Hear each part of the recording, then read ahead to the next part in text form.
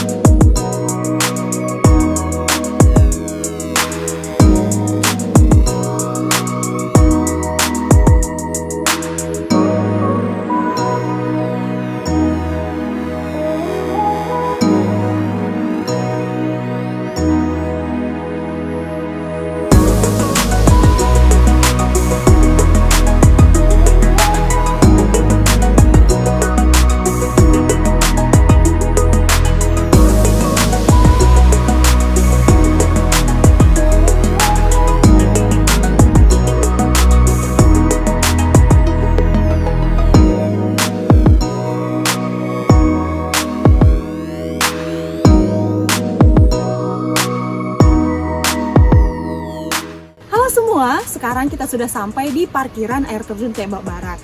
Yuk ikutin perjalanan kita ke air terjunnya.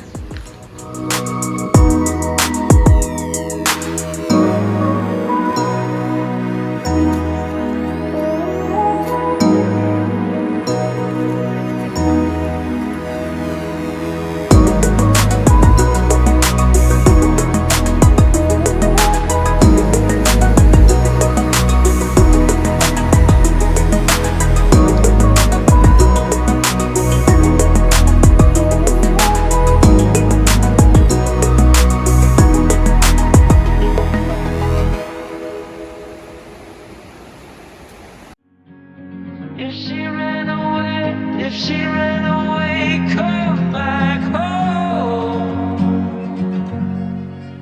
Just come home.